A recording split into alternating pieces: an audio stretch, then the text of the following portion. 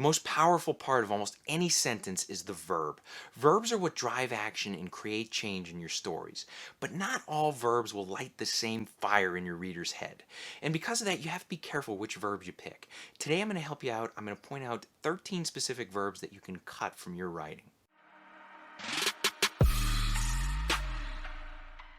What's up guys, my name is Brandon McNulty. I'm a writer and welcome to my writing channel. Today I'm doing a video on 13 specific verbs that you can cut from your writing. Number 1 is the word move. And if you get anything out of this video, please understand that the word move is one of the weakest verbs out there. The problem with it is that all it really does, it just signals a change in location from one place to another. It doesn't tell me how a character is moving or the attitude with which they're moving.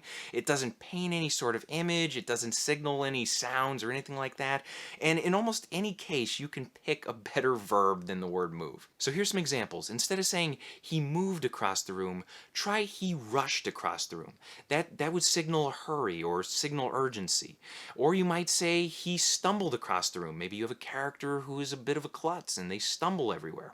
Or you might have a character who slithers across the room. Almost any movement verb out there is better than the word move, so if you can think of something better, use it. Now my number 2 word is the word went. And went is very similar to the word move. There is a difference, however, and you'll hear it in different scenarios. For instance, you'll never hear somebody say she moved over to the cashier. You'll say she went over to the cashier. And even if you do use the word went here, it still is going to come out sounding weak, and you don't want that. Instead of saying she went to the cashier, try she stormed over to the cashier, or she tiptoed over the cashier. Now, my number 3 word is something that you might think is a good substitute for move or went, but in fact it isn't, and my number 3 word is the word walked.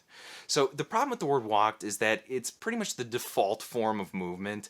If you have a character who is walking somewhere, again, it doesn't tell me how they're walking. It doesn't give me any sense of speed or urgency or anything like that. And one of the pitfalls you can fall into with the word walked is that oftentimes you will tack on an adverb in order to extend the meaning a little bit. For instance, you might say he walked quickly when what you really should be saying is he hurried. Or you might say he walked slowly when you should really be saying he trudged. So keep that in mind. Avoid words like move, went, and walked, and pick something a little more specific, a little more punchy. Number 4 and 5 are the words attack and hit.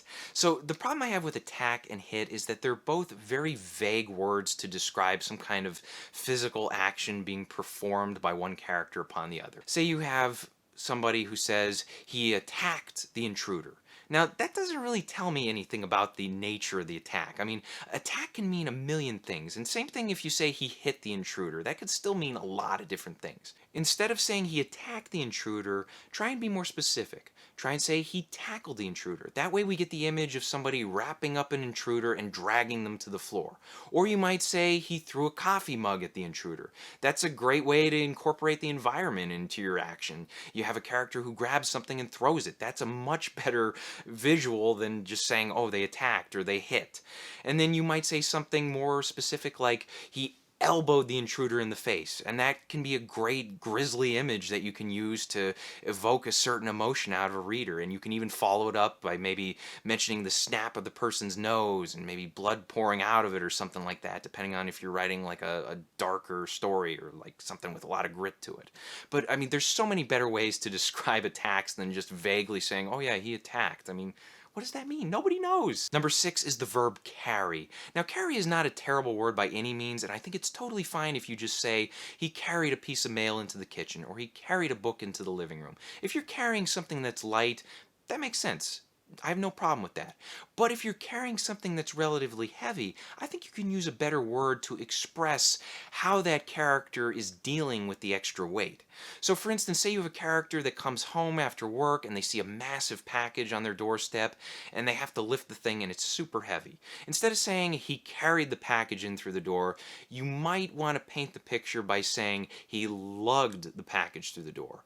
Or better yet, he hefted the package through the door. Both of these verbs work a lot better at conveying the idea that this is in fact a heavy package. Number 7 and 8 are love and hate. And yes, That did just rhyme.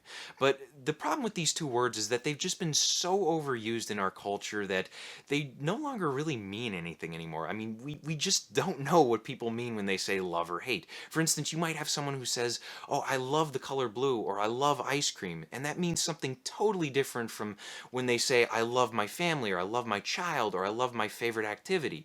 So you really need to specify, and the same rule goes for hate as well. You have to specify how a character feels about certain things or certain people. And the best way to do that is to simply describe how they feel about people. And I've got some examples for you. And first off, I'm going to read a very basic example. I'm going to say, "She loved swimming." And that sentence really doesn't tell me a whole lot, but here's a better way of putting it, and this is by showing how she feels about it. "The moment her feet left the diving board, her whole day changed. The water splashed life back into her skin and washed her problems away." So that sentence is a lot stronger than "she loved swimming" because it actually shows how she feels about water, and it depicts her relationship to it. And we get a sense of what it means to her as a person. Now, here's another sentence, and this is one with the word hate. "He hated his Aunt Becky." Now, that doesn't tell me a whole lot about his relationship to his Aunt Becky. He might just find his Aunt Becky annoying, or there might be a deeper sort of hatred running in there. Now, here's a better way of describing it. "Nobody made his skin crawl like his Aunt Becky. Not only did the woman stink like a dumpster, but every time she babysat him, she pinched his cheeks until they bled." So that's a much darker scenario than what you might have originally thought when you heard that he hated his Aunt Becky. So keep that in mind, and anytime you see words like love, hate, like, dislike, whenever you see those, ask yourself if you can add a little description to flesh out what you mean by that. Number 9, 10, and 11 are felt, think, and believe. And the problem with these three words is that they often appear in internal monologues, and what they do is they actually distance the reader from your character. They force your reader to get through more words instead of getting straight to the point and straight to the character's internal thoughts. So here's a sentence with the word felt. "He felt worried about their survival chances." And that's not a terrible sentence by any stretch, but watch what happens when I cut the word felt. "He worried about their survival chances."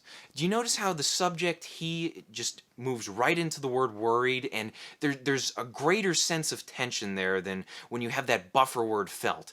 Now here's a sentence with the word "thought." "He thought it was cold enough to snow."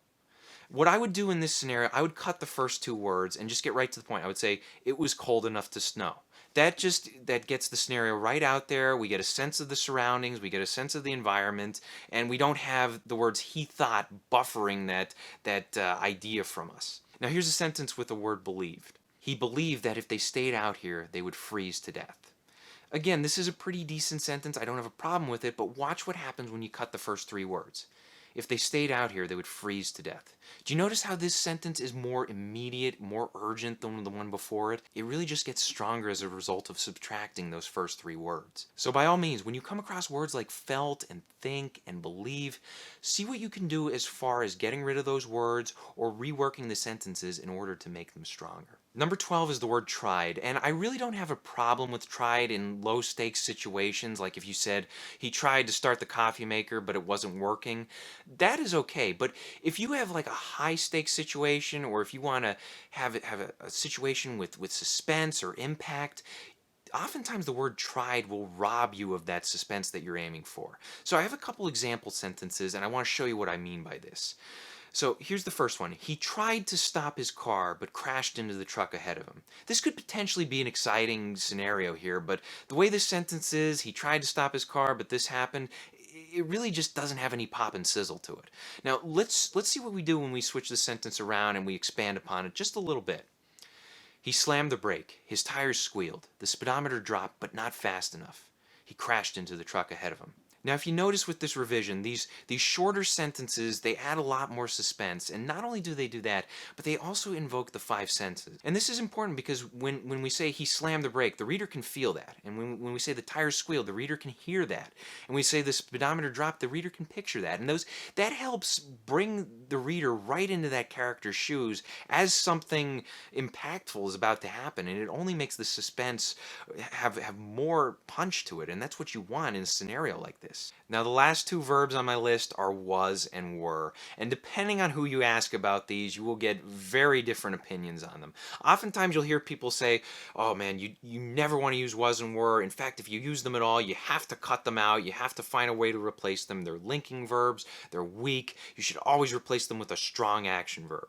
And that's one end of the spectrum. At the other end, you will have people who say, yeah, was and were pretty weak. You don't always want to use linking verbs, but sometimes the sentence just sounds more natural when you use them. And after all, you have people like Stephen King and John Grisham using them on every single page, so what's the harm in it? The key thing to remember when it comes to was and were is to just use your judgment.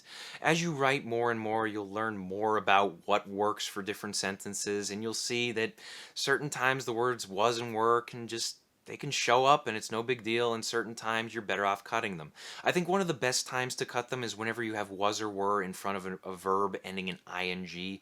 For instance, if you said they were talking at the coffee shop, you should probably just change that to they talked at the coffee shop. Or if you have they were running down the street, just change it to they ran down the street. It's an easy fix, and honestly, you don't need that extra word most of the time. So I hope this helped, and if you were listening and you thought of some other verbs that would be best off cut from your writing, by all means, mention them in the comments section below. Let's get them out there. Let's see what else we can get out of our stories that doesn't need to be there. Thanks for watching, guys. Be sure to check out my other videos. Hit the like and subscribe buttons for me. Maybe even share this video with a friend. And remember to keep on writing.